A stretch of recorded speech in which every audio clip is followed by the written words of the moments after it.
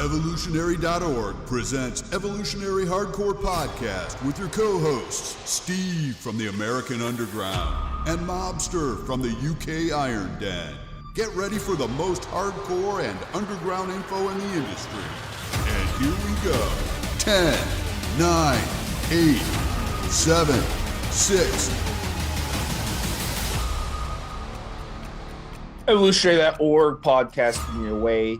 Episode 185, Frank McGrath. Stevesmi here and Da Mobster joining me for another hardcore episode. What's up, buddy? How you doing? This is a man with monster forearms and very, very famous from a series of adverts that we're going to talk about in a little while. Kind of funky, and then we're gonna bring up some dark stuff as well. Let's get into it, man. So Frank McGrath, Canadian professional bodybuilder. Those of you from north of the border definitely know who this guy is. Became popular in the early 2000s, known for his sheer size, incredible vascularity. He's had to overcome injuries, car crashes, making his way back. His stats at his peak: 5'11", 255 pounds in season, and 300 pounds in the off season, and his waist a trim 28 inches. So we're going to talk about all the good stuff in this article, as we always do. We're going to talk about his life. We're going to talk about his childhood. We're going to talk about how successful he's been in bodybuilding. We're going to talk about his steroid cycle, of course. And then we're going to talk about some new information recently that we learned about his kidney issues. Yeah. So first, let's talk about his early years. Born in 1978 in Newfoundland, Canada, close to where you're at, Mobster, across the pond. Yeah. Where your ancestors traveled across the ocean and landed there. And that's a really cool part of Canada if you're into a nice quiet living, near the ocean, and if you're into the forest and stuff like that. So gorgeous scenery, man. Yeah, it's I like that. I like that kind of living. It's kind of like Maine in the United States. He grew up very skinny guy. A lot of these bodybuilders, it's interesting to learn about them when they were younger. A lot of them were ectomorphs when they were younger, very skinny and not good at sports. But here's the thing with him: he idolized superhero movies and Arnold Schwarzenegger. So growing up as a really young guy in the 80s and seeing Arnold movies, that kind of piqued his interest a little bit. And then he hit the weight room hard, started to get results quicker than his peers. So how many times have we seen this, Mobster? Skinny ass guys, I'll bring you in. Yeah, skinny ass guys. I was the same way. They start lifting weights and boom, they start getting results quickly within a month. And then they're on their way from there. Two things right here. The ectomorphic thing, I think, is probably true of the frame size rather than the overall ectomorphic type genetics. So what you get, Flex Wheeler is a great example of this. They're not ectomorphic when it comes to genetic muscle response. What they are ectomorphic is the frame size, the size of your elbow joint, your wrist joint, your knee joint, your ankle joint, guys, essentially. So for Flex Wheeler being the example I mentioned, you add any muscle to that small frame, and it balloons, and it doesn't necessarily have to be a 23 or 24 inch arm to look massive because of the small joints. So that's pretty cool. Steve's kind of jumped where to his going to the hitting the weight room and getting this response. What I did find interesting in doing the show research was how he started training around the house. So for example, Steve, they had no gym equipment, no weights, no bench, no nothing at the house. And he started to get into, as you said, from the superhero stuff, being inspired to work out. And he talks about hanging off the door frame with his fingertips. I think I did crazy stuff like that, doing press-ups around the house, picking up things in the garden, picking up rocks in the garden, moving tree trunks around in the garden. I think one of the things he says, they were trying to pick up the back of their dad's pickup truck. So it was this idea that they made do. I don't know about you. That was kind of my thing. I think I remember one, I was doing something ridiculous. I get my brothers to count how many crunches I could do. And one night, because it was pretty much all I was doing, I worked up to 267 crunches in a row. I was doing no other kind of training, so I had a 4-pack then. and the ectomorphic frame, the skinny, lean, very lean in those days. And then another thing, I think for some bizarre reason, we had a three-headed shoehorn of the kind of thing that a cobbler would use when they're repairing shoes or whatever. And it weighed about 8 pounds, 7 pounds or something. So I would take to curling that and doing these crunches. And then, as he said, doing a fingertip, there was not even one of those doorway chinning bars, just hanging off the frame. And that was literally all I was doing in the house. If I got to school, I think I was just about leaving school around the time I got into training. So I had a few months at school and then just doing stuff around the house. And Frank's story prior to hitting the gym was exactly the same. What was available is what we used. Was there a rubber band? Did we have chest expanders? Could we persuade our parents to get some weights for us? What about you, Steve? What was your start? Was it a high school gym, or did you start with doing stuff around the house before you got into weights? So similar story. I had weights in my garage covered with spider webs. I went to grab the weight and I got bit by a spider. That was my first experience. So then I started using them. I started watching, I would watch movies. That's like a line from a movie. Well, I started watching movies and I would take the weights into the room, right? And I started watching movies in front of a little TV. Back in those days, of course, we had VCRs. So I watched movies on VCRs, like action movies to pump me up. And then I'd work out while the movie was on, kind of for motivation. And that's kind of how I got into it. So everybody has a motivational story, and definitely. Rocky one with all the Rocky training montages. Anything I didn't have any of the Rocky movies. And believe it or not, I hadn't had any Rocky movies. I watched a lot of battle movies, like movies with battles and stuff. Just motivational movies. So that was how I did it for sure. So everyone has a story like that. Yeah. Something else he mentions here, it reminds me, funny enough, of Dorian Yates, and not enough bodybuilders do this. I'll do the line. Essentially says he spent his spare time learning about nutrition and wanted to be on the next Arnold one day. And the thing that was interesting here is that there's a lot of top bodybuilders genetically blessed that almost get kind of big by accident, not because they've sat down and studied nutrition, not because they've gone out and brought books to work out, what to do. And Dorian's one of those guys that talks about stuff like that. So I kind of like this about Frank, in that, once he hit the weight room, once he was inspired to gain and did gain genetically because he was blessed quicker than his peers, he's sitting down and studying nutrition and working out what's good for him. How many people do we know? And we could talk about guys on the forums that do this. It's almost like they've learned, especially because it doesn't get taught at school as much as it used to. They know next to nothing about nutrition, and there's kind of no excuse, guys. If Frank went out and brought a book, you could do the same. There's a million videos on the internet. We try to advise you. There's articles on our forums. It's almost, there's no point training unless you are gifted genetically by the gods if your nutrition's not on point. And I like the fact that he went out and studied nutrition, because with his genetics, that's just going to make him a whole level above everybody else all over again, with his getting great nutrition at the same time. Steve, back to you. All right, so let's kind of get into his early competition. So as you know, Mobster, Newfoundland, they love bodybuilding. So even though they don't have a lot of people, they have a lot of people that come out of there who are really good bodybuilders. So he was able to find some early competitions he could compete in. He dominated his peers in the amateur competitions that allowed him to move up to the Canadian Championship super heavyweight category. First time entering, he got 6th place, which was very disappointing to him. But the next year, 2003, he got 1st place. And that's when he became a professional. So his initial professional stint was very brief. He got a disappointing 12th at the Toronto Pro Invitational in 2004. So although he was not successful in bodybuilding, I wouldn't call his career a success, he was making a name for himself online. So he did most of his damage as a online social media bodybuilder. He gained supplement sponsors, Animal Brand, which is owned by Universal Nutrition. He started to get featured on magazine covers, Sports Illustrated, Flex, and Men's Health. So he hit it out of the park when it came to publicity. Yes. this is the thing. I'm going to jump back in here, Steve. I think those of you who are a fan of bodybuilding photography will be familiar with Russ Warner and others, black and white photographs of Arnold in Gold's Gym and whatever else, and they've become iconic. In fact, they'll always be spoiled if they was in color because they caught the atmosphere.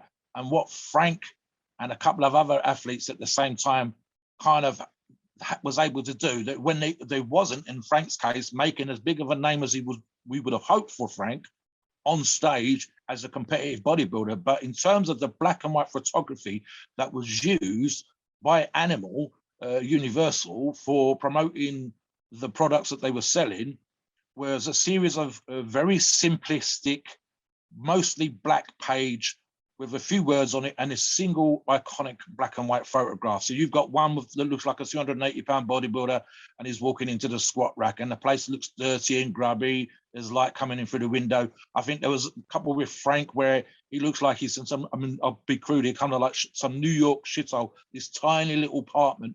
There's pills, supplement bottles, etc., all over the place. It's on this, looks like a single bed. There's a really nice looking girl sitting on the bed, but he's kind of like, I'm going to the gym vibe. And what it was, is it was as motivational, living the life, getting this shit done, getting down the gym, doing the grind and smashing the weights, as it was, you know, anything else that you could be doing in life. And it was all in this single photograph. And I said, it was him and about two other bodybuilders that they became kind of famous adverts. They were iconic, the black and white pictures. And Frank was one of those stars. And as Steve said, that meant he was known more for the adverts and more at that beginning of social media at that time for these kind of photographs than he was as a competitive bodybuilder. We knew of him through the magazines, but I don't remember thinking about him in any lineup, Steve, or what titles he'd won or whatever else. But I do remember those adverts. For some reason, they were of the moment, the zeitgeist. They were there. And they caught you. They were kind of like you're saying about the inspirational stuff earlier on, right? So you would cut out this advert and you'd pin it up on the wall. Again, like Rocky, you know, with his the person who's going to fight, pin sellotape to the mirror. And that's what this stuff was like. It was grubby mirrors, grubby floors, a messed up bed. Nothing was talking about social media now, Steve. Nothing was beautiful. Nothing was posed. You didn't get this impression, you know, there's people in bed and they're wrapped up in fur coats and there's flowers everywhere, and a servant's bringing something gorgeous in. Or as you said, you know, when they're hiring a car and they're getting models to pose with them for the day. This was the opposite. It was grubby, it was horrible, it was dirty, but you had this freakish bodybuilder in there. So I thought that was really, really cool adverts for the time. Did obviously Animal, the world of good, because those containers of vitamins, which are nothing really that special, sold by the truckload. So yeah, I mean, and that's pretty much all they had at the time, Steve. I don't think they had if they had, I think, like 3 or 4 products in the line, that was it. And what they sold by the lorry load, literally GNC and all the other places, was these tubs of vitamins. There was they've got more products now, 2-3 times as many products now as they had at the time. So this stuff, it's kind of crazy when you think about it. These adverts and all you're selling is vitamins. You're not selling steroids or SARMs or pro hormones or anything, not protein powder, no pre-workouts. It's just a tub of vitamins, and yet they sold by the truckload because of his adverts. Yeah, back to you. So let's get into, some of his other things that he got. Let's say he went to the Arnold Classic in 2008, preparing to compete, but he tore his tricep in the gym ahead of it. Early 2010, another disaster. He was T-boned in a car accident, spent a month in the hospital, lost 3 liters of blood. His lung collapsed. He damaged his shoulder. He lost his spleen, and his arm had to be stitched together. The doctor said he would never be able to bodybuild again. He was eager to prove his naysayers wrong, and he worked even harder once he was healthy. The next year, he got 3rd place at the 2011 IFBB Tampa Bay Pro Open, 4th at the Toronto Pro, and 16th at the Mr. Olympia. That was an amazing comeback. He also got 3rd. Scars. I've seen the scars. He's got a scar on his abdomen, and he's got one on the inside of one of his arms, on the inside of the elbow. But yeah, so he actually came back stronger than before. He got 3rd at the IFBB Pro Bodybuilding Weekly Championships in 2011, 4th at the 2013 Toronto Pro Super Show, 6th at the IFBB Ferrino Legacy. He then retired from bodybuilding in 2018. He didn't have a huge contest record, but really that year, really he came back from that car accident. That was his cementing himself, and he was really able to get popular, especially among the Canadian crowd. They love their bodybuilders up there, and also his personality and social media, and he was very good at marketing himself on social media. So he left California, where he had been spending his time bodybuilding, moved back to his native Canada, and he moved on from promoting the animal brand after 15 years at the face of the products.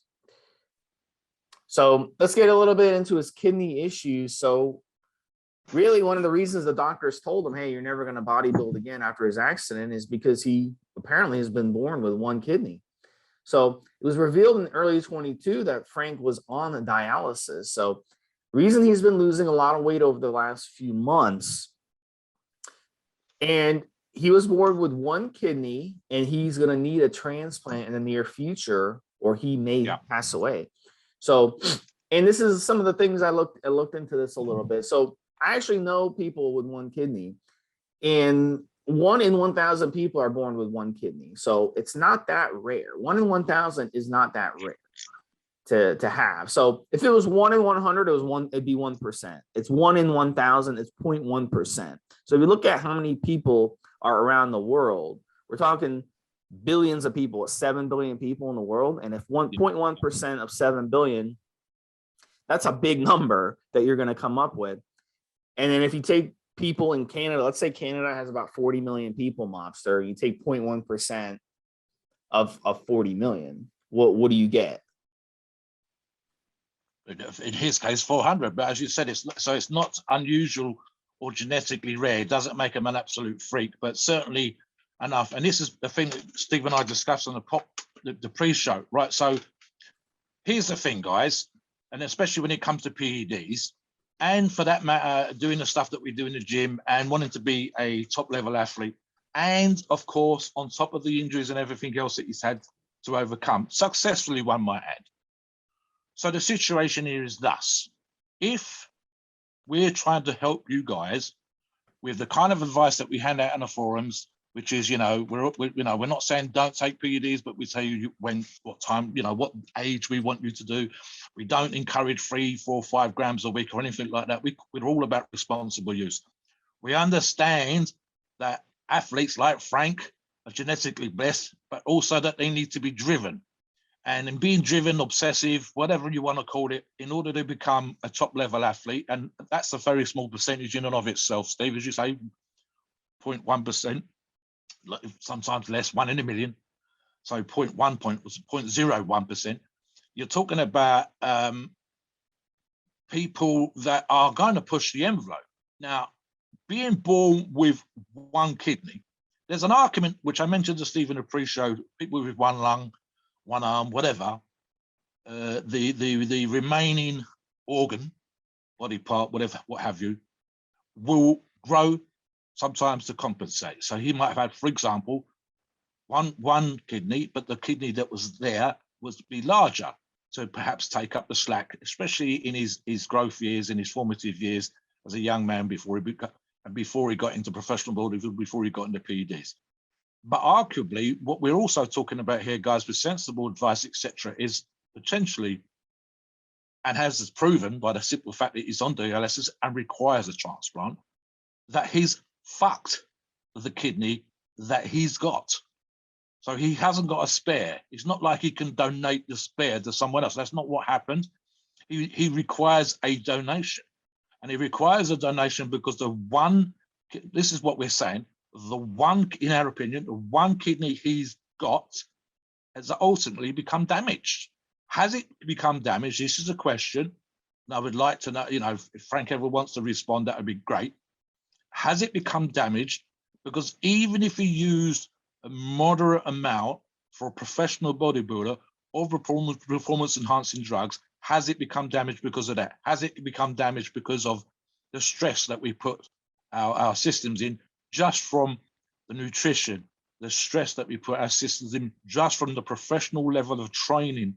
I mean, just the processing of the byproducts of the waste products from training in itself, Steve, or the excess of protein that we talk about. In a normal situation, for the normal person, these things aren't the great issue that medical people tell us they are. But is that maybe less of an argument when you've only got the one kidney, Steve? So there's the thing, right? You have to question that. And I don't know what levels we guess when we talk about these things. As we say at the end of the podcast, it's based on their experience. And it's kind of guesswork. So we could say what levels of performance enhancing drugs, what levels of protein, how much stress was he putting on his body simply just by training like a professional bodybuilder. And that can include competition diets, Steve. We know that sometimes that you're the least healthy that you can be in terms of how you feel and how you're processing food and the issues for stress and aggravation when you're at your most ripped, when you're in your most condition, when you're on stage. In order to be 2, 3, 4, 5%, you need to be kind of unhealthy.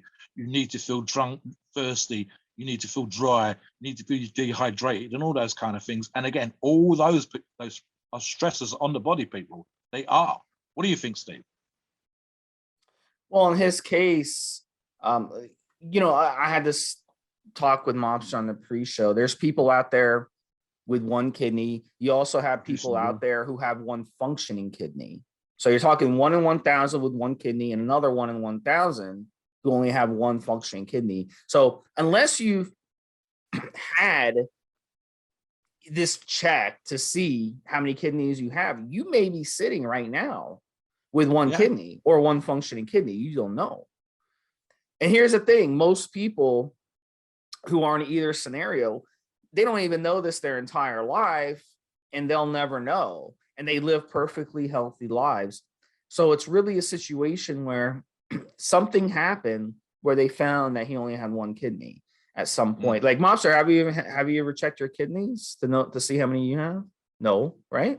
I haven't. No. I could have one kidney. You could have one kidney. We could have one functioning kidney. We don't know. So that's really interesting to see this.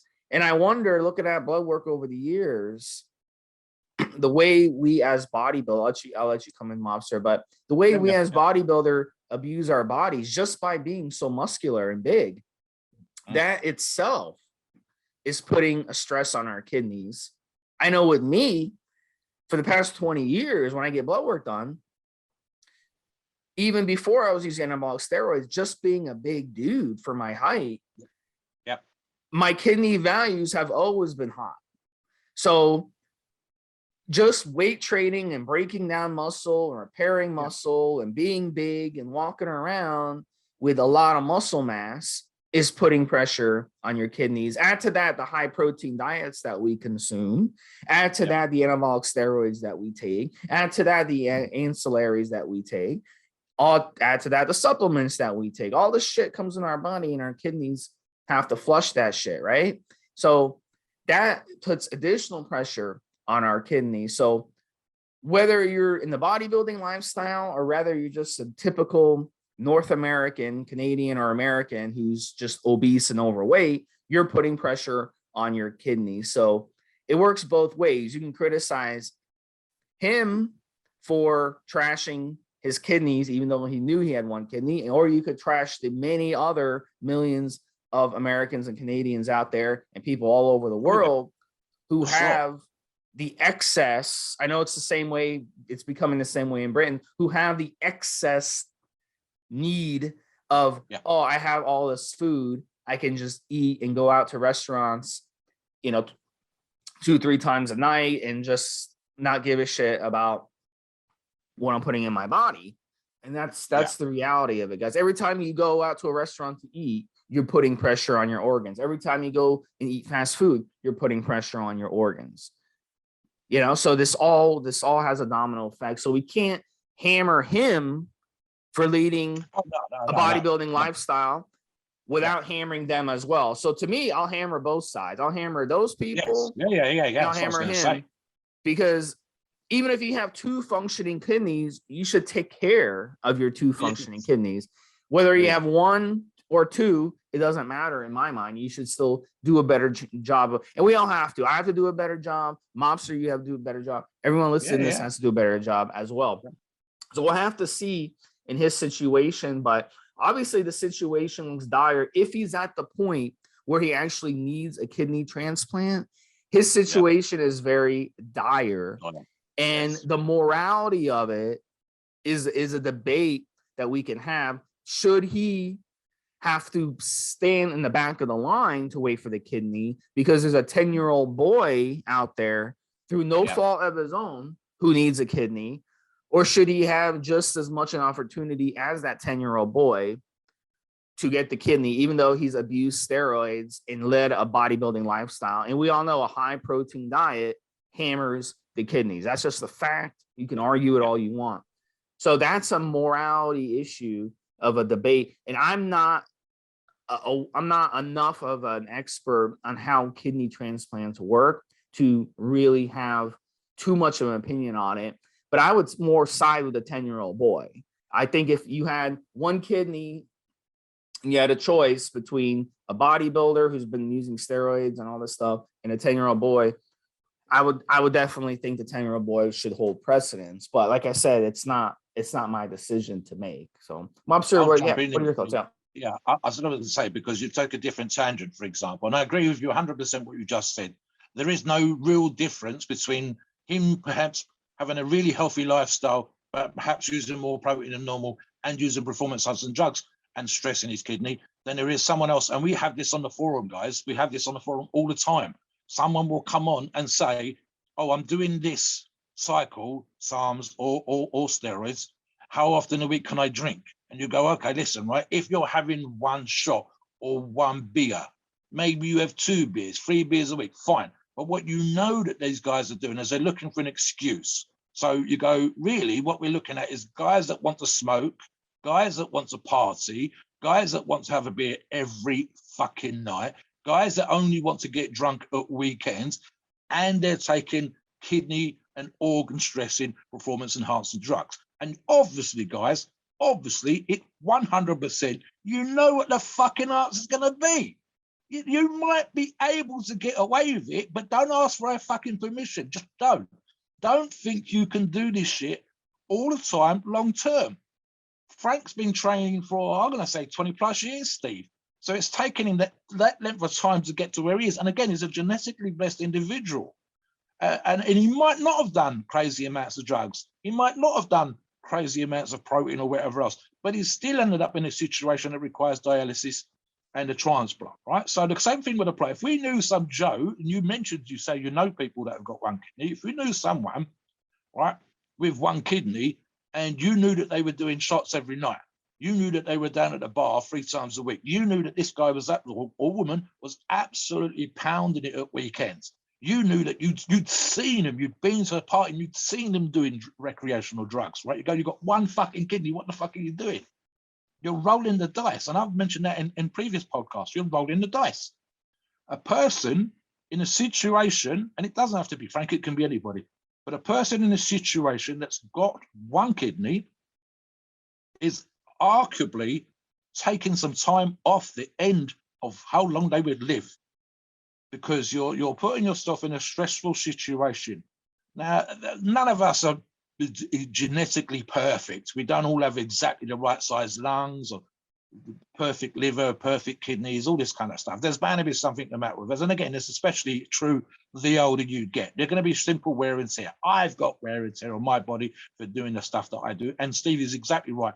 No one we know is 100% perfect in every single thing that they do and stresses on their body, whether it's fretting and worrying about stuff you don't need to worry about, whether it's being around people that smoke even if you don't smoke yourself, whether it's taking too much over-the-counter drugs for pain medication, some of which can fuck you up as well, Steve. We talked about this before. Ibuprofen, Advil, pounding the hell out of your stomach. Too much aspirin pounds the hell out of you. You know, and so you could get into all that kind of stuff. But then we come down to what we're supposed to advise you to do and the information that we try to put out. And ultimately, we are not on Evo, I think, as a group, moderators, writing the articles, whatever, we're not going to say this is an ideal situation. Absolutely not. So 100% Steve's correct. If you're out there eating nothing but cream cakes all day long and nothing but crisp, and nothing but fries from McDonald's or whatever, and you're hoping for a healthy lifestyle, it's not going to happen. And if you've got one kidney, you're a fucking idiot.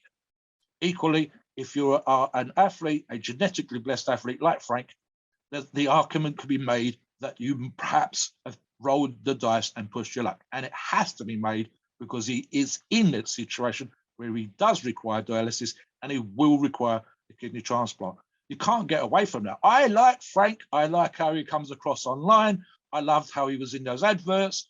His forearms are something else. You know, I'm admiring him for his forearms. I admire him for his freaky physique. I love how he says he's actually kind of a nice guy, even though a lot of the photographs have him with this kind of stony, straight face. When you see him online, he's actually goofing around. He's only got the straight face for the camera. Comes across really well. He looks like he'd be a really cool guy to train with, Steve. But if you was his buddy, you'd be like, dude, really? Come on now. So that's what you do. And especially as a friend, you'd be doing it. Not to be an arsehole, especially as a friend, you'd be like, so remind me, Frank, how much would you do it? Should you have been doing that? And that's the question. It's going to come up and we've got to address it. And so we've addressed it. Let's move on, Steve. Let's talk about his nutrition and his training. Yep. We first got to talk about his social media a little bit too. He's got 600,000 followers and growing. And he's currently promoting HD Muscle, Wrath, and Iron Bull Strength. Yeah. So he's done a lot of YouTube videos as well. He's collaborated with other YouTubers. Tristan Lee is a big YouTuber in Canada, one of your guys, Mobster, over there in the British Empire. I don't know if you know the guy. I've seen the video. It's a good video. Yep. And so he does a lot of videos. He's all over, obviously. He's very, like I said, very good marketing. And I'm sure he makes some good cash doing promoting these brands. So he's a good guy. He seems like a good guy, definitely. So hopefully he can get his kidney transplant at some point and be able to live a long life. But obviously he's not going to be able to use anabolic steroids. So Mobster, touch on that and then get into his training, and then I'll talk about his nutrition. Right, so I've watched the video in question, and it's kind of cool. You've got this little Chinese American guy. He's kind of tiny, really, but he's very, very lean, and it comes across really well in his videos. And he does this collaboration video with Frank, and they train biceps, triceps, and at the end, they even do a little bit of forearms. And Frank said, which is kind of a line that amused me, he said he must have been what we call a hyper responder. So as Steve said, he was making gains ahead of his school chums. He was adding muscle real quick. And one of the things he said he used to do is he would deliberately train his forearms before going to school, Steve. He was doing the freak factor. I remember when I first started training in a place that had weights, like a proper gym. I say proper gym, kind of proper gym, not at school, but in the local sports center, wherever. And there was a guy there that I was introduced to by a local powerlifter, and he was hyper, what do they call it? Hyper jointed. He could do like things like hold double overhand broomstick in front and then pull it above his head and then kind of semi-dislocate his shoulders so he could go down and touch his ass. That was fucked up. And then the powerlifter says to him, drop your trousers. So he drops his baggies or whatever the fuck he's wearing, and he had these balloon fires and they're all covered with veins. Frank's like that. And then here's what he's done, guys, is he's pumped his forearms up, these freaky things that hang off like fucking Popeye's forearms, covered in veins, and then gone to school, Steve, to freak out the girls, to freak out the guys, to stand out, to be like a kind of punk with muscle, you know what I mean? So it's kind of fucked up like that. On this particular video, they both get a pump on. They're not doing anything crazy, super strict training, which is kind of cool. So they're showing you how to do stuff properly. One of the things that they did, which I liked, and it stuck in my mind, was they're using a preacher curl, bicep curl machine.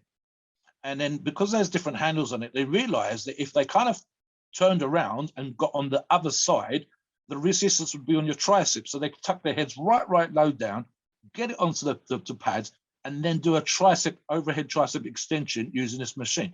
So they were showing, not necessarily that gym owners would recommend this kind of behavior, but at the same time, they knew exactly what they was doing. And they both got a nice pump on. And there's a great little bit at the video, the one that you referred to, where they're kind of pulling at the really thin skin on their forearms and on their biceps. They're both popping veins. Frank is, of course, on another level compared to Tristan, but nevertheless, it's very nice to see, nicely done, not too much bullshit, not too much fluffing around. And again, as I said, you get to see that Frank, with his normally straight face with his adverts and the photographs and the posing, you never see him smiling at that stuff. And yet when he's doing social media, he opens up. And it's a real guy. He talks about the school type training that I mentioned before. He talks about doing the training around the house on this video. And so you're getting to see a bit of what makes him the bodybuilder. And I liked it. I enjoyed it. And I like the fact that you get to see the real Frank. And, you know, like I said, one of the things he talks about on now, having retired, he said, I think we mentioned it with another athlete that we've done a podcast, but he says, I love the idea of that I will train. I've retired from bodybuilding. I'm going to train forever. I like training. I like how I look. And I will train for as long as I possibly can, even though I no longer could be. Yeah, back to you, Steve. Yeah, so I'm going to touch a little bit on kidney health in a little bit, but first let's get into his nutrition. So he believes in eating as much food as possible. If you're going to be a pro bodybuilder, you gotta feed your body. You're taking all this stuff, you got to feed it. It's going to work much better if you do it that way. But he believes in a healthy and nutritious diet. So a typical breakfast that he eats when he's traveling for his competitions, he talks about this: eggs, pancakes, meat, and juice. Seems like a typical East Canadian type of breakfast. You know, that'll be if I'm ever in Canada, and, you know, I'm not a breakfast eater, but let's say I was in Canada, I was visiting and I was doing like a fishing trip or something in East Canada out in the middle of nowhere, and I stopped at a little cafe to have breakfast. This is probably what they would serve: eggs, pancakes, meat, and juice. Sounds like East Canada, rural East Canada. That's a classic breakfast. He's also big on egg omelets, burgers when he's on the road. Again, that's another staple of Canada. They probably have moose burgers up there. At home, he's a very good cook. He likes to experiment with different protein-based goods. I think having one kidney, I think he took nutrition a lot more seriously. Yes. His whole life. So he learned, hey, I got to cook my own food. So some of the ways he gets extra protein and enjoys some of the more luxurious types of foods, protein muffins, protein pancakes, protein brownies are things that he talks about on his Instagram. He also adds protein to his eggs, to his bananas, applesauce, and chocolate chips. So that would be something that would be a pretty healthy option versus going to the store and buying your own brownies or pancakes or muffins, making your own at home. He isn't a fan of eating just chicken and rice every day. He likes to have fun with his foods and keeps things different. So really quick, I just want to touch on kidneys a little bit. And this could save someone's life out there. So when you get your kidneys tested, if you're concerned about what we talked about kidney health, you can always go and have them check to see, if you have a kidney, one kidney, two kidneys, if they're functioning correctly or whatever. It's probably a good idea. This way you don't get any surprises when you get older. And so there's two kind of tests. You have a urine-based test, which is ACR, and you have a blood test, which checks your GFR. So with ACR, that's albumin to creatinine ratio. So your urine is going to be tested for that albumin, and what's going to happen is that's a type of protein. So it should be in your blood, not your urine. So if you do piss out that protein, it means that your kidneys are having a hard time or not functioning as well as they should be to be able to filter your blood well enough. So that can be a red flag of kidney disease. So that's something you can test just by pissing in a cup if you don't want to get the blood test. So you shouldn't be having that protein in your urine. So if you have 3 positive results over 3 months, you definitely have kidney disease, and there's definitely something wrong there. The GFR, which is blood test, that's going to test for creatinine, and creatinine comes from muscle tissue. So when your kidneys are damaged, they're going to have trouble removing that creatinine from your blood. So that's what you would do. You test your blood work and see how much creatinine you have. And for me, like I've told you earlier in the podcast, over the past 20 years, I typically do have elevated creatinine, but a lot of that has to do with working out. When you work out, you break down muscle, you repair muscle. So that's going to kind of be into this number. Also being big, being muscular is going to be into this number. So if you take a couple weeks off from the gym and go get tested, that will at least eliminate that false positive from working out. So it would probably be a good idea not to work out for like a week and then do a good, clean 24-hour fast, but hydrate going into your blood work just to see if this number is elevated. Because if it's still elevated, then that could be an issue for sure. So you definitely want to work with your doctor on this if you're concerned about your kidneys. Mobster, you have something to jump in on this one? Yeah, I was gonna say the same, Stephen. I actually have been given this advice back in the day. If you use creatine in any form, the byproduct, the waste product of the unused portion of your creatine becomes creatinine or creatinine, depends how you pronounce it. And this can give us, Steve said quite correctly, a false positive. The same thing will apply to a high protein diet. Again, for example, let's say that you go to the doctors in the morning, guys, but you had a really big sort of bacon, ham, whatever the hell, high protein breakfast. But by the time that's digested, it's going to appear in your urine, it's going to appear in your blood. So you have to be thinking about that. Go, if you fast, even for 24 hours in the case of the diet, and specifically when it comes to supplementing creatine, the idea is, I believe, around 4 to 5 days, Steve. So certainly the numbers that you suggested would work. I would suggest a little bit less, but they will give you false positives. Now, a single false positive, say, for example, in the case of creatinine, wouldn't be that much of an issue because obviously all the other numbers would be in range. And that's how this shit works. By the way, guys, make sure you check out Steve's articles on blood tests and the threads that he's done on blood tests to get more information than we can do and address in this podcast. But like, I'll go back to that again. A single false positive for one measure isn't an issue. And again, you can make sure you discuss this stuff with the nurse or the doctor that's doing the blood test and giving you the results. Make sure you say, oh, da, da, da. So then it might be a case of you have to go back a week later, as Steve says, well hydrated. You haven't eaten anything since the night before in terms of protein and nutrition. You get a blood test done in the morning. You can always go eat straight after, guys. You're not going to pass out or anything silly like that. And the same thing, 3, 4, 5 days after creatine, so that the results you do get are a true and proper indication of how you are health-wise. And that's what we're looking at, guys. There's no good going down there. You've just had a dose of amino acids. You've had a massive, healthy, protein-rich breakfast. You're taking 10 grams a day when you should only use 5 of creatine. And your levels are all over the place. You're dehydrated. You haven't drunk much that morning. The numbers are going to be skewed.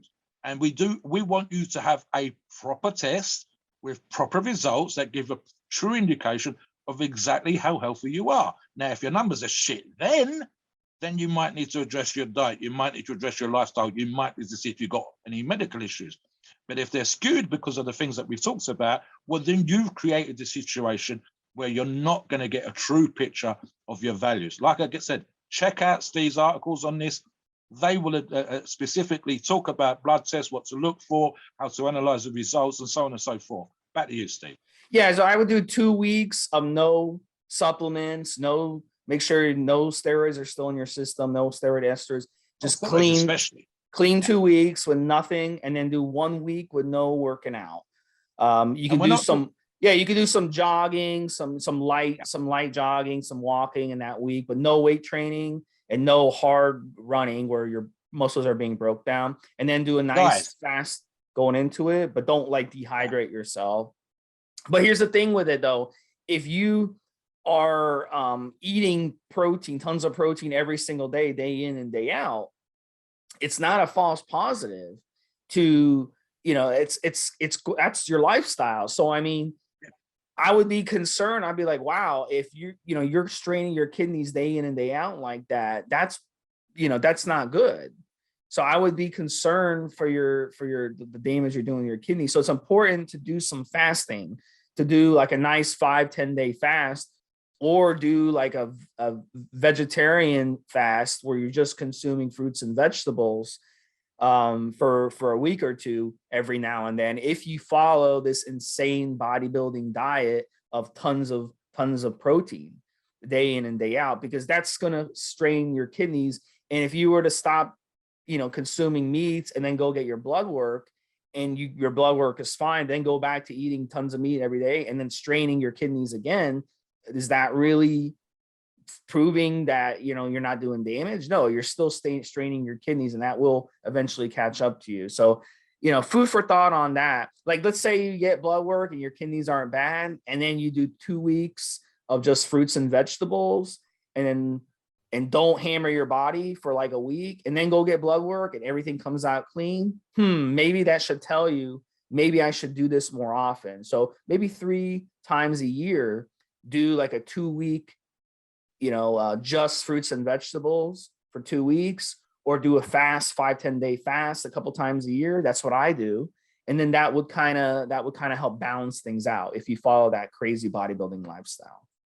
As Steve will agree with me here, guys, it's the big difference between a blood test, as we're talking about, and a urine test potentially, as we're talking about here, for the healthy markers, and to see how you are in terms of your health, versus, which we also discuss, and again, this is addressed in Steve's articles, the difference between a pre, during, and post cycle set of blood tests. So these are recommended more to see what your testosterone levels, what your cholesterol's like, whether your, you know, testosterone levels are in range when you start, where your testosterone levels and your LDLs, et cetera, are during a cycle, and how well you've recovered after a cycle. Those are completely different, and that's aimed at seeing about, you know, whether you're ready to start a steroid cycle, performance enhancing drug cycle, how you're responding during and how you respond after, versus what we just discussed, which is essentially, it's like having a checkup, guys, a blood checkup. It's definitely between cycles, as long as time as possible, as well after a PCT as possible.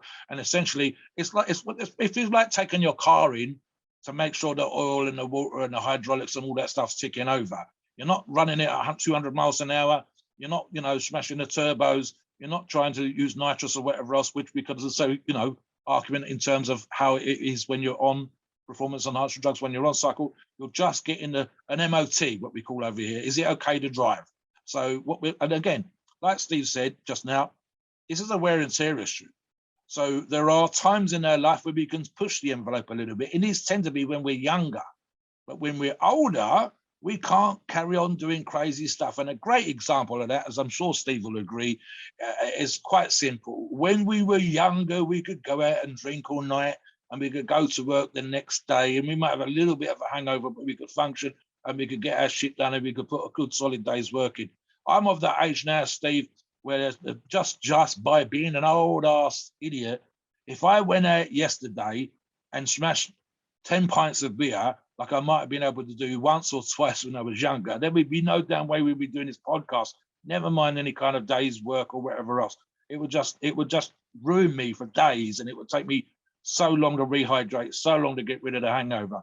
So what we're talking about here, guys, and that's just age, that's just straightforward wear and tear. And that's not just because I lift or whatever else, that's probably true of every person my age. So the argument becomes the same. I mean, it comes down to, we don't want to keep stressing the organs. And arguably, and I've talked about the aging process before, Steve, whether it's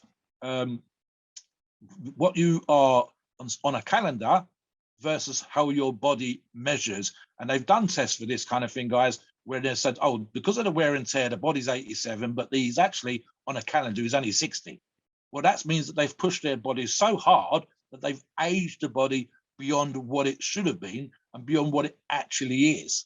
And that can come down to, you know, for example, lung function, liver function, kidney function, your blood test results, you know, have you worn away your joints, and all this kind of stuff. It's the reason why boxers can't get smashed in the face constantly. It's the reason why, if you've had concussion playing pro ball or again boxing, you know, you're only allowed to concussion a certain amount of times, and anything above that is just risking stupidity, your brain damage, that kind of thing. So the same thing here applies. We can only get away with abusing our bodies for so long, and the body will only recover for so long, and then at some point it goes, no mass. And that's what's kind of happened here with Frank. Not necessarily he's abused it, although we're guessing that he might have done, but literally that he's still only a young guy here, Steve. I mean, he's going to be 40-something years of age at the most.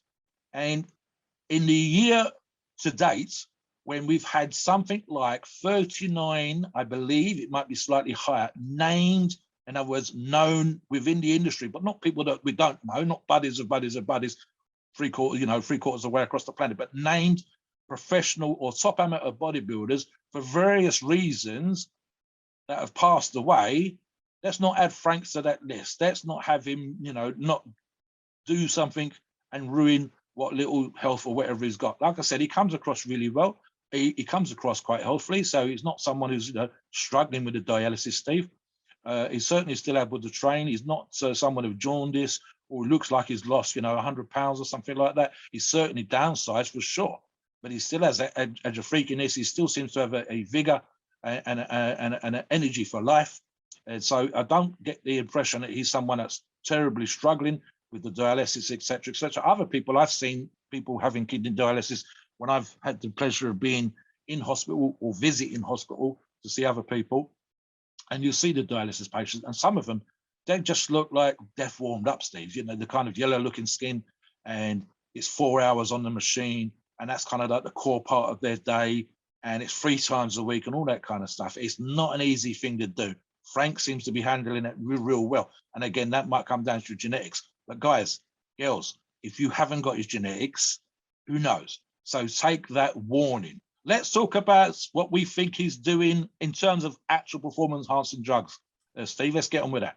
So there's a picture going around on Reddit that shows a picture of Frank took of his meal that has a 3cc syringe kind of under the plate. So I'm not sure if that was something he did for marketing purposes as a joke, or if he really made the mistake of not noticing that the syringe was in there. So Mobster, what do you think on that? I just reminded Steve, I'm not gonna say one thing or another, but I remember the very famous Lifestyles of the Rich and Famous type video that Jay Cutler did. Do you remember seeing the images? There's freeze frames of it where he's going around his house. He's in the kitchen and he says, let's take a look in my fridge. Let's take a look in my freezer, whatever it is. And he opens up the door and there are two versions of that video. You know the one I'm on about. There are amps, look like growth and some kind of test in one of the little trays on the inside of the door. And the other version of the video didn't have that. Everything else was the same. And it was one of those, I wasn't thinking when I filmed it, I better edit the fuck out of this video and insert another frame where I'm opening up the door and there are no drugs visible because I wasn't thinking, I'm just so used to it, I hadn't got around it. So there's an inference that this may be the case. He might have been just having a joke with the guys. I mean, I get to that thing with, it'd be the same with me, Steve. If I didn't have grandkids coming over from time to time, if I didn't have the occasional person that's come to the house to talk to me about something or whatever else, if it was just a girlfriend, if it was just my training buddies, then perhaps I would have drugs on the shelf. Perhaps I would have stuff on the table here in the office while we're doing this podcast, because it's no big deal to me. I mean, I'm not using them all the time. I very rarely cycle, as you know. All the stuff that I put online is exactly how things are. And I might be more comfortable with having those things around. On the other hand, if we were doing videos of lifestyles from rich and famous from my house, and I wanted to create a certain impression to my followers, then I would probably fucking put my drugs in a drawer and not have them on video, especially with regard to the social media side of things. And I've also touched on this stuff before, guys. There is arguably a responsibility for us in this podcast for the stuff that we do online, especially when we're taking a long-term view with regards to your health. We want you to perform. We don't have a problem with using performance-enhancing drugs, but we want you to be healthy when you're doing it, or as healthy as you possibly can when you're stressing your body with training and nutrition and with PEDs.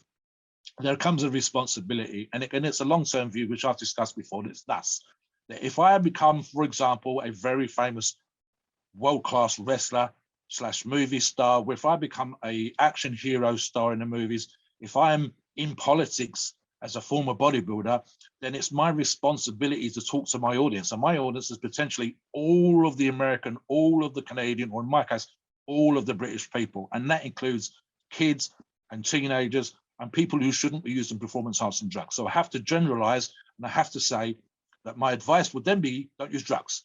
However, if I'm addressing a smaller percentage of population that trains, that aspires to compete and is competing, that potentially could win championships, win titles, win medals in sport, weightlifting, bodybuilding, strongman, and whatever else, then I'm going to say use them responsibly. And that applies to Frank as well. So it probably wasn't a good idea arguably to have left this damn syringe out on the plate.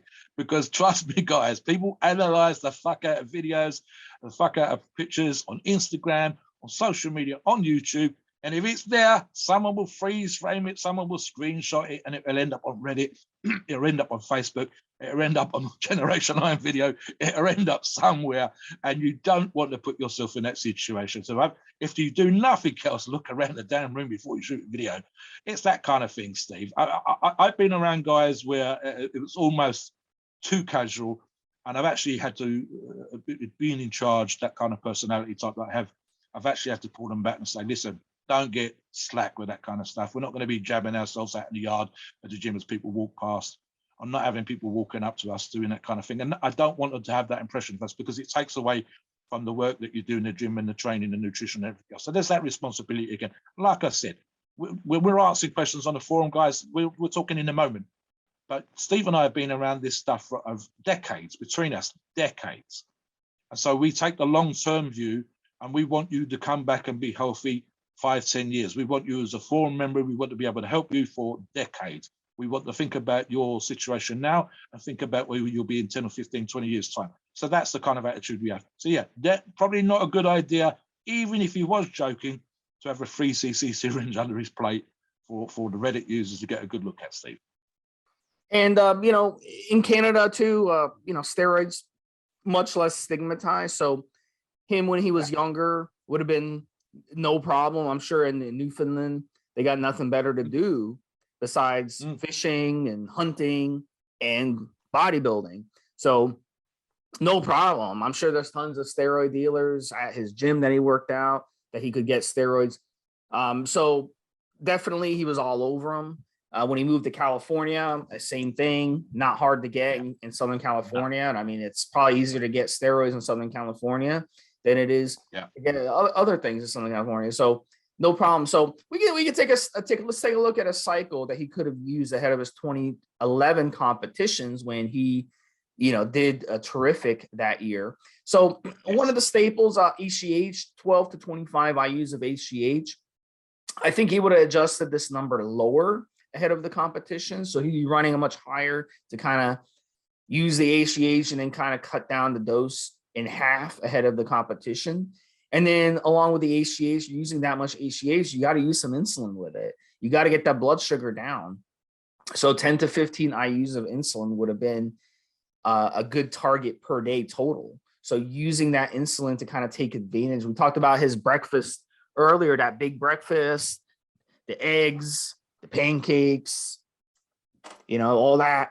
And then those protein shakes and the protein muffins, taking the insulin and then eating that would basically make turn the food, into super protein in your body.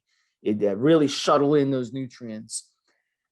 1,200 milligrams of testosterone a week and then reducing it to 500 milligrams ahead of the competition. I think that's a strategy guys, especially around that time, were doing just to kind of get a lower amount of testosterone in your body, less aromatization, less bloating, less estrogen conversion ahead of the competition. You want to lean out.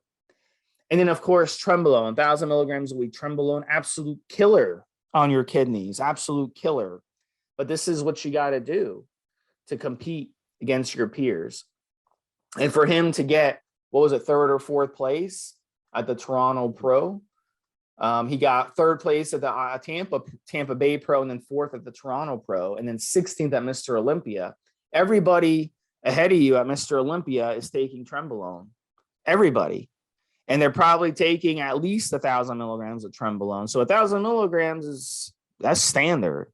So that's something he would have had to do, knowing he's doing this with just one kidney, knowing he had one kidney. That's a sacrifice that he's making. You can make the argument whether that's dumb, whether it's stupid, or whether it's just, hey, this is what I want to do. I've got all these followers on social media. I got to impress them or they're going to be disappointed in me, right? Maybe it's that peer pressure effect. I got to do it. And did he know that he was hurting his kidneys in the process? Maybe he didn't. Maybe he didn't want to know. Maybe he wanted to stay ignorant. I don't know. But this, I'm just telling we're just telling you, this is what these guys are using at this level. So in all, and Mobster is going to finish out the cycle. In all, he's taken 3 grams of injectables, and then he's taking orals on top of it, along with HGH, insulin, and some other things. But Mobster, what else do you think he was running? Masteron, I would think would have been something for sure ahead of the competition. You agree? Yeah, I think so. And I'll tell you what that occurs to me here. In fact, his cycle, it almost, guys, moderate compared to some of the cycles we've seen. I mean, Steve just mentioned something about not wanting to know if he was having an effect. And of course, that echoes something we did in our recent emergency podcast, Steve, when you said Boston Lloyd wasn't getting tested because he didn't want to know if he was having damage. This is when he was doing his 3 and 5 grams a week. So there's an element of it. In fact, and as I say here, looking at the overall numbers here, he's actually slightly less, moderately, almost moderate by comparison to some of the cycles, especially the death cycles we talked about. And something else which occurs to me, Steve, and again, it might come down to his knowledge. And again, genetically, he's got the advantages that he might be able to deal with him slightly better, although arguably needing dialysis and a replacement suggests otherwise. And that is that he might have, and arguably, if I was advising him and I said, this is what you need to do, let's do it for the shortest periods of time. So, for example, 8 weeks instead of 16 weeks on the cycle. And so you say mustard and propionate, 1,000 milligrams, increasing to 1,500 milligrams ahead of a competition, because we know, guys, it's a hardener. And again, he's genetically blessed, his diet will be on point, he's had nutrition kind of on point since school. So there's that. Winstrol, 150 milligrams a day, same thing again, to dry him out, to get out. I seem to remember, Steve, and I'm not sure if it was his quads, but there's a video that was doing the rounds a few years ago, and it's a guy in a hotel room, and he's got his leg outstretched on the bed, and that's all you can see. You can see from about the mid-thigh, past the knee, down to the ankle on the foot, and they're moving this tissue paper thin skin on their quad. And my memory, and I might be wrong on this, guys, says it was Frank. This was super thin and super crazy lean. Probably you want to be on stage right then and there, especially if your quads are looking like that. So Anavar, we're talking about 150 milligrams a day here, just to keep the strength or enable him to train. One thing that I mean, there's 2 drugs here. Both of these would be incredibly risky, but I can see that at the time that we're talking about, especially 2011, the date that we're talking about specifically, saying this is when we thought he was at his peak, when he did his best in competition, he was on the world stage there. I can see that someone like Frank might have used these drugs, hopefully in very, very small amounts, but to say that they are both stressors, and especially when you've got one kidney, DNP, which especially at that time was starting to rear its ugly head, and to a lesser degree, because it's still used now, but again, dehydration to bodybuilder type levels, show competition type levels, using diuretics would be a risk factor in and of itself, Steve, never mind anything else.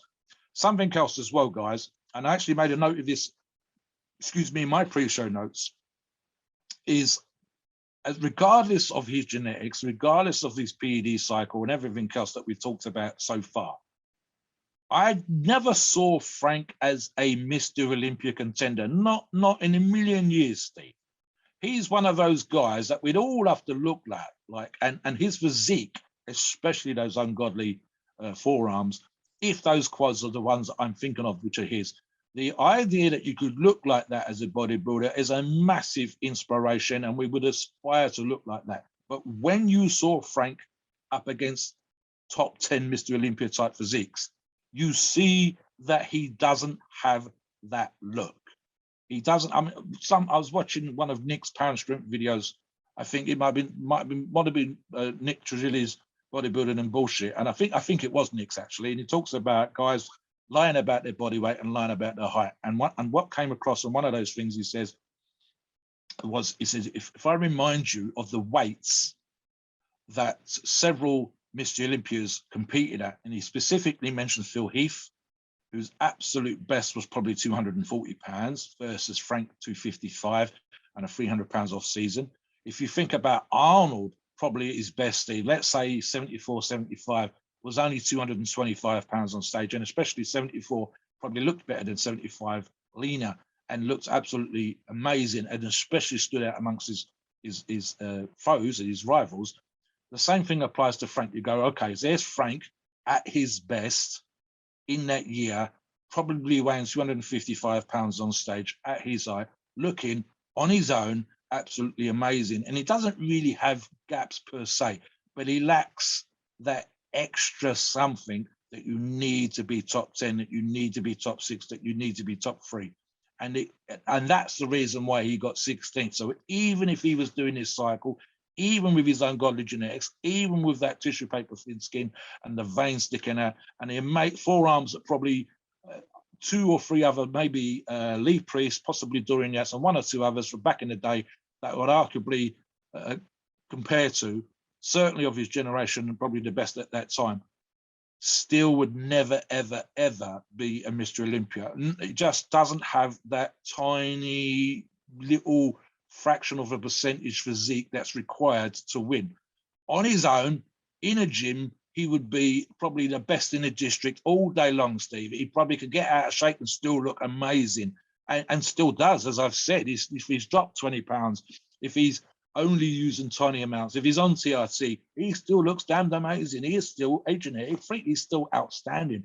But a Mr. Olympia contender? No, not while I've got all in my ass. Never mind him. It just lacks that extra something. What do you think? At the end of the day, yeah, he's extremely, just to get 16th at Mr. Olympia, that means you're number 16 that year, top 16 in the world. So what he accomplished, to me, was amazing on just one kidney. I'd be curious to see the guys that's finished 15 ahead of him. Do they have 2 kidneys or 1 kidney? Because he may have,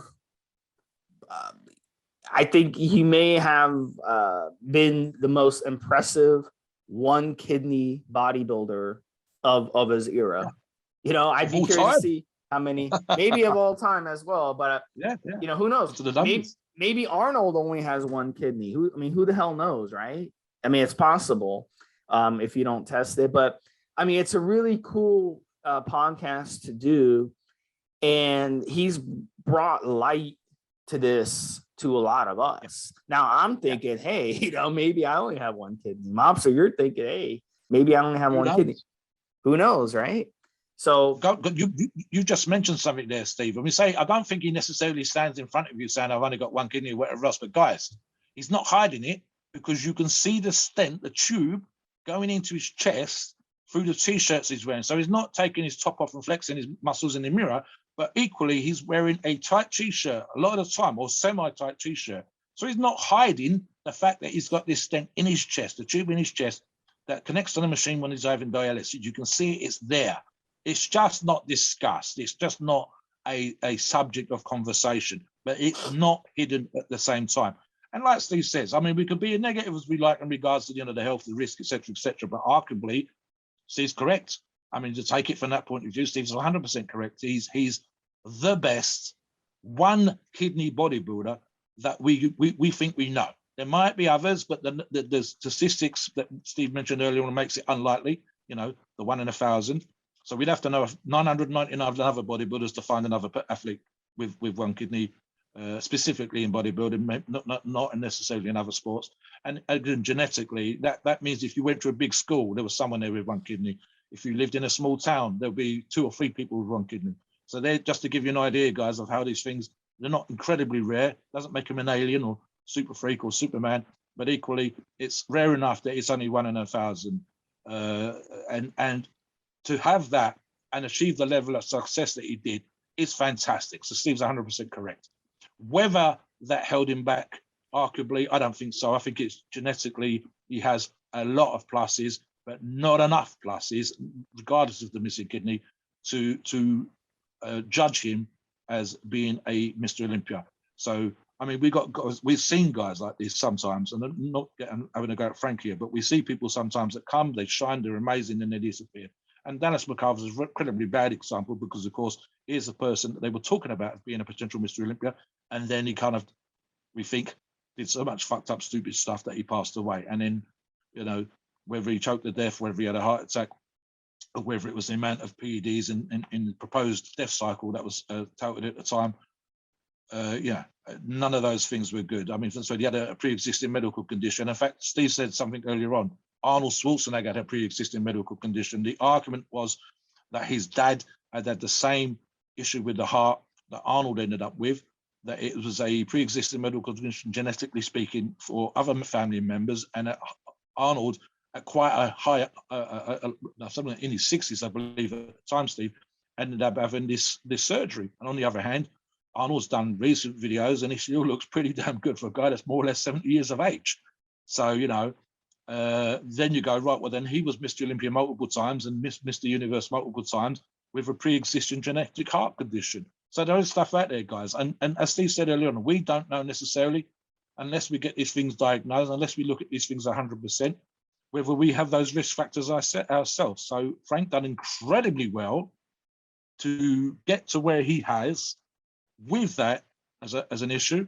Was probably certainly that year the only person on stage with one kidney. And as Steve says, that still makes him that year 16th best in the world. I mean, I think there's something like 1,000 pros, Steve, or 1,000 people that could arguably have a bodybuilding pro card, certainly in a year, because there are people across the world that are never going to compete at the Olympia that have a pro card. And I think you can probably find a list somewhere in the IFBB offices or the Pro League offices or whatever with 1,000 pros on it.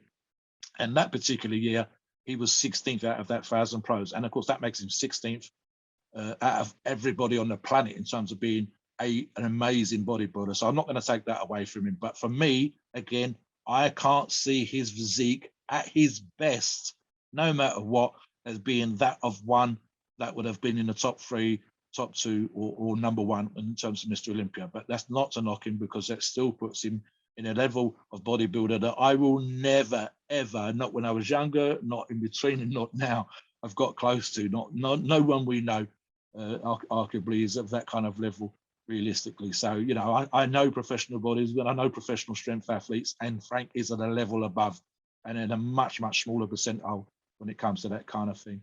Yeah, for I'll let you go with the final thoughts, Stephen, and I'll jump back in with my final thoughts and the usual disclaimer. Yeah, please. In my final thoughts are, guys, listen, this is a really good opportunity for you to take this podcast, get in touch with a good doctor, get your kidneys tested. And it might be a good idea also to check to see, hey, do you have one kidney? Do you have one functioning kidney? And this will kind of save you the trouble of later on in life getting the surprise of, hey, guess what? Now you have to go on dialysis. So, probably a good idea to get that checked, especially if you have good insurance. All right, Mobster, take it away. Yeah, so I've had I was going to give the same kind of advice, Steve. I don't know if you have this in the States, but we certainly had it over here, that when I think we have like a post-40, post-50 checkup.